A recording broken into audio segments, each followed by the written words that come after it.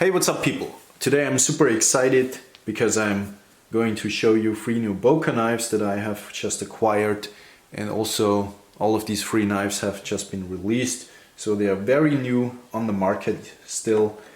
And yeah, everything that I say are just going to be first impressions because I haven't had a chance to use them yet. Now, also all of these 3 knives have been acquired by myself. I have not been given them to me, so I'm not affiliated with anybody. Everything that I say is my opinion, and I can say whatever I want, and I don't want to sell them to you. So yeah, good for you, I guess, because I can be as honest as I want. Today we are going to check out the Boker Kwaiken Cocobolo, and then the Boker bad guy, Boker Plus. All of these are Boker Plus from Boker Plus series. So all of them are made in Asia, probably China and maybe even Taiwan. I don't know. I guess China. And then we're also gonna check out the Boker Plus Golem. Now, let's start off. Oh yeah, I'm gonna show you the package real quick. All of these come, as you just saw, in this box. I like that Boker has scaled down the box quite a bit, which makes it more easy to store, and also I guess it's just a less waste of resources. But they have also included this pouch in all of the packages, so all 3 knives come in the same pouch. It's the new Boker pouch that's padded on the inside, has room for I guess 2 or even 3 knives, and then maybe some yeah, information cards and cleaning cloths and whatever. They all are wrapped in this Boker paper. Now, I do like the pouches. I think it's a good presentation. Me personally, as a collector, I don't like it too much because, you know, I have like 20 of these, and I think it's a little bit of a waste. I think they should put the money in the knives and not the presentation in the Boker Plus line, but overall, still a nice presentation. If you only buy one of these, you're gonna enjoy it. So yeah. So let's start off with the Boker Plus Kwaiken Air. Now, Boker has made like a million versions of the Kwaiken now, and I always wanted to check one out. But for some reason, the Kwaiken Air did speak to me the most until now. And I got it in this very beautiful Cocobolo wood. Now, Cocobolo is not a very expensive wood, but looks good. It has this sort of reddish sort of color to it, and I like that. The Kwaiken Air is a very slim knife. Like, the Kwaiken in general is a very slim knife. You can see the action out of box. All of these 3 knives that I'm going to show you are still very, very fresh out of the box. So the action is very good as it comes. Very slim in all the dimensions. We have like just 1.5 centimeters in the blade width, so 9 centimeters in the blade length, which is 3.5 inches. Gonna give you some size comparisons before I show you more close-ups of the Kwaiken. Here is the Benchmark Bug Out and the Spyderco PM2. So you can see it has a long blade, but because it's so slim, especially in the closed position, it feels like a lot tinier than it actually is. And this is the large Kwaiken Air. There's a small Kwaiken as well, so it feels a lot smaller than it actually is. Yeah, like I said, 3.5 inches in the blade length. Overall length is 20.5 centimeters, which is 8.4 inches. Closed length 12.3 centimeters, 4.8 inches, and we only have a weight of 75 grams, which is 2.6 ounces, super lightweight. So light and slim basically. The blade thickness is only 2.4 millimeters, so yeah, nice and thin. And we have a behind the edge thickness of 0.2 millimeters, 8 thousandths behind the edge. I was very positively surprised about the behind the edge thickness. I'm not used to see that from Boker.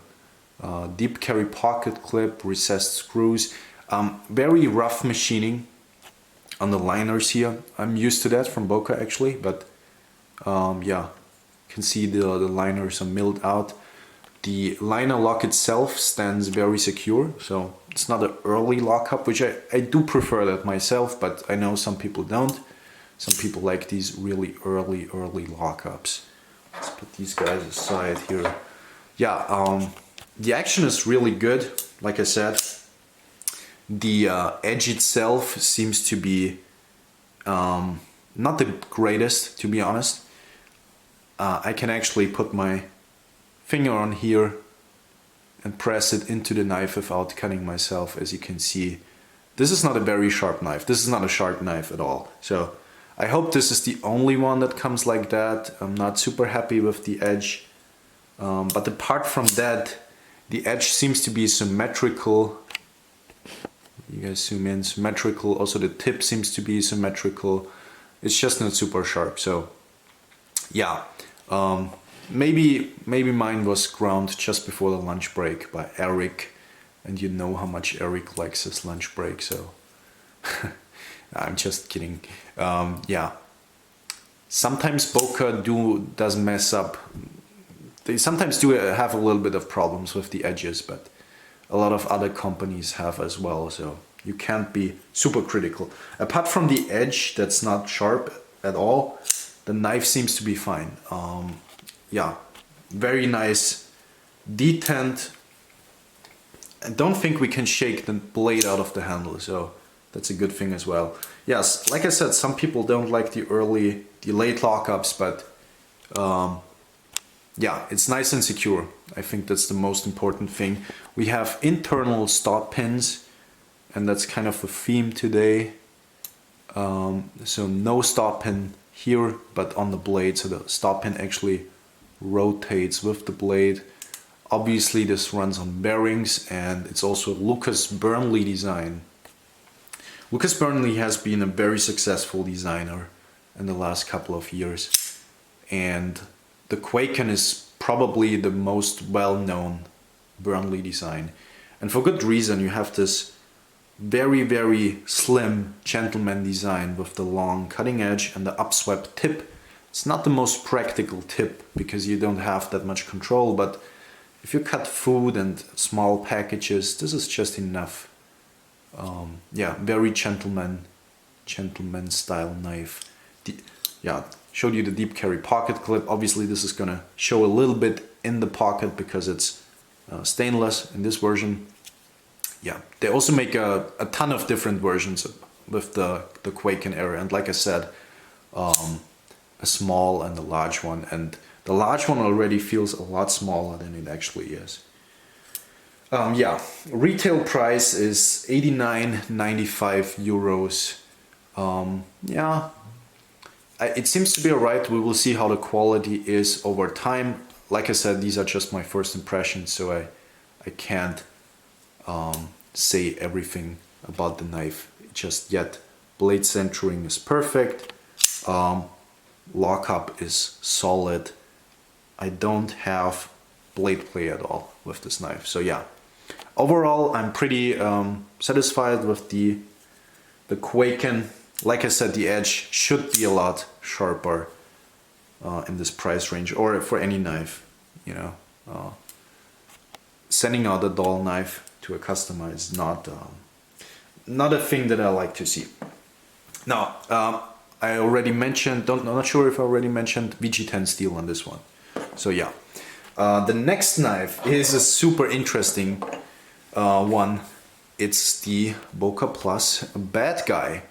Now, the Bad Guy is a design from Frank Souille, which is a French designer, and he does this really cool custom slip joints, and Boker has interpreted this in the Boker Plus line now, which is super cool because these only cost, I mean, it's still a lot of money, 99.95 euros retail price right now, but obviously it's a lot less than a customs.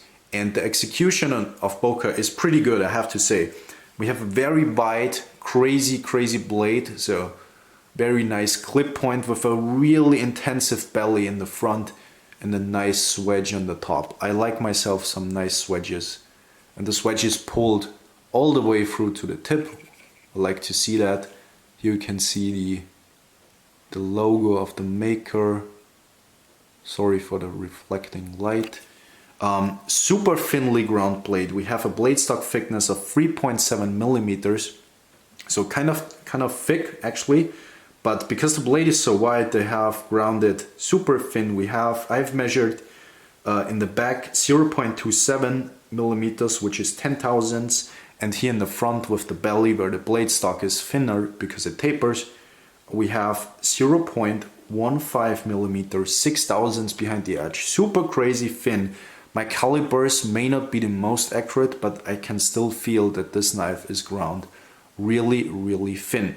And the edge, in contrast to the Boker Kwaiken, is actually razor sharp. So, yep, that's a razor sharp edge on this guy. So very satisfied to see the execution of this little guy. You can see the handle. We have this, I'm not sure how to call this. It's not a rock finish, it's, I don't know. So we have this milled G10 with the faux bolster and then this skull inlay. And I'm not sure how to call this finish, but it's milled into the G10. We also have G10, red G10 liners. I think this is G10. Yeah, the liners are probably also G10, I guess. Yeah. The transition between blade and blade spring is very subtle. You don't really feel it. Walk and talk on this guy. Because this is slip joint, obviously we have to talk about this. It's not a very hefty pull. It is a kind of a hefty little guy. You can see I have small hands, but you can still see it's a very wide blade and handle. The pull is only like a 5, yeah, or 6. Not super heavy. You would expect it to be a lot stronger of a pull and also a lot harder to close, but it's actually not. So yeah, I will give you some size comparisons right now. We have a blade length of 9 centimeters, which is 3.5 inches. And here is the Benchmade bug out again. And the Spyderco PM2. I will try to find a couple of other knives. Let's see what else we have here. Here's the case trapper. So as you can see, in comparisons to other knives, it looks quite big, and it actually is. And let's see if I have a more well-known knife on the table. This is the Victorinox Tinker, small Tinker actually. So yeah, it is a big slip joint for sure, and it's super cool to see that. And like I said, yeah, blade grind, thinness behind the edge, sharpness out of the box, overall feel of the knife really good. We don't really have sharp corners. These edges, they look sharp, but then they are really well rounded off. It really feels good in the hand. I wish the closing would be a little bit more difficult, and maybe even the pull should be maybe even slightly stronger, but overall I don't think we really can complain. Now I do have slight blade play, and I will try to adjust it right now on camera. We have a T8 Torx and then T6 body screws, which I don't really see a lot of reasons to take this knife apart ever. Now I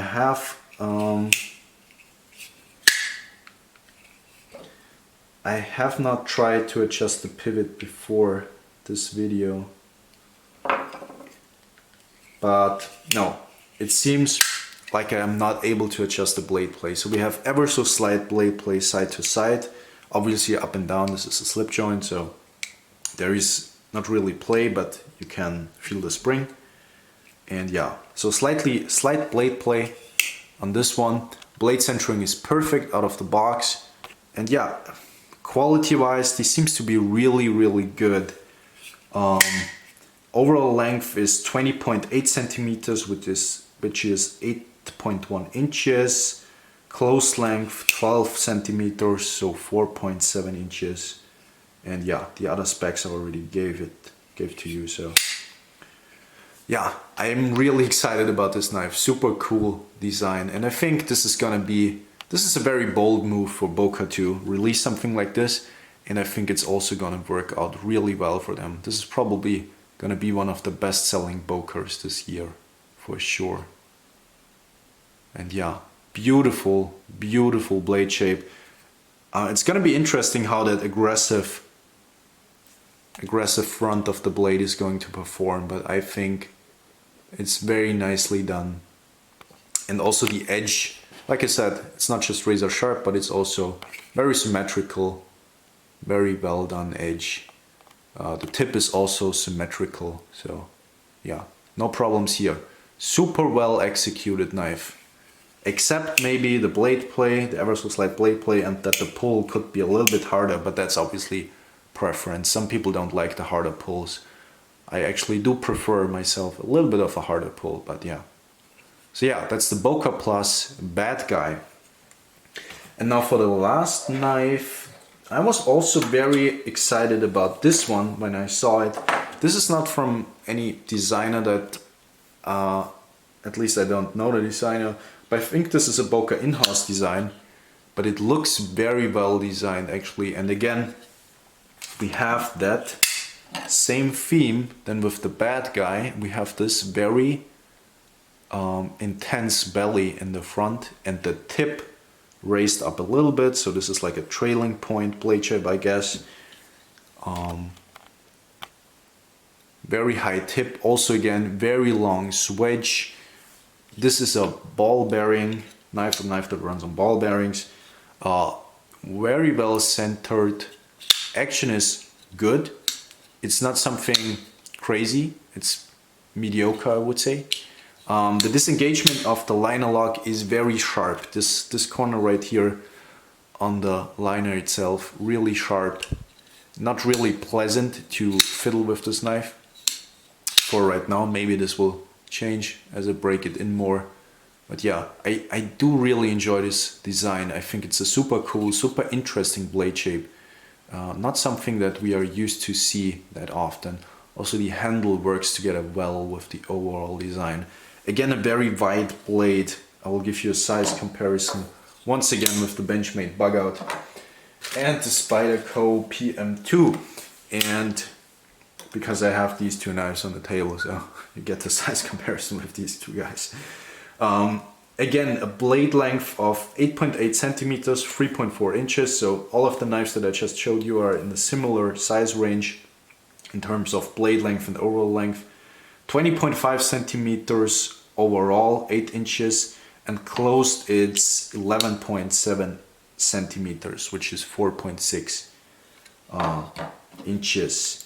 Very wide handle, as you can see.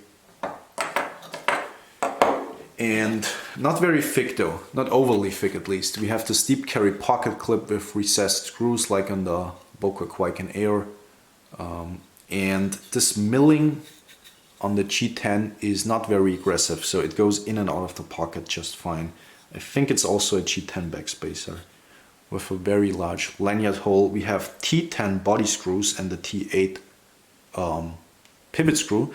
I like when Boker or general makers don't only use T6, because T8 and T10 will last you a longer time overall. So yeah. The disengagement of this knife is very painful right now, but hopefully my thumb will adjust to it. Not sure what kind of bearings these are, if they are ceramic bearings or not. Have not found that out yet. Again, no internals, no stop pin. The stop pin is internal, so it rotates with the blade again. So yeah. Open construction. We have a liner only on one side and it's drilled out, so it should be, the knife should be very light. You would expect it to be very light because the whole body is basically G10, but it actually weighs in at 147 grams, which is 5.2 ounces. So it's relatively heavy for what it is, but it has a very wide blade, and the blade thickness is 3.9 millimeters. So it seems a lot thinner than it actually is because of the swedge, but it's kind of thick. And again, because of the wide blade, they have more. It's a little bit easier to grind it out thinly, and we have about 3 millimeters behind the edge on the entire edge. So that's 11 to 12 thousandths behind the edge. So very nice geometry still. I think that's just fine. 0.3 millimeters or 11, 12 thousandths. That's perfectly fine for a production knife that costs $74.95. Now, the production knife world in the more inexpensive sections, which this one is, I know 74 euros is not totally inexpensive, but it's definitely among the more inexpensive knives overall. It's a very competitive area, and I think there are a lot better flippers for even less money, I guess. But it's a very interesting design, and the execution so far looks good. I'm gonna check out how the D2 holds up over the time. I can't tell you that.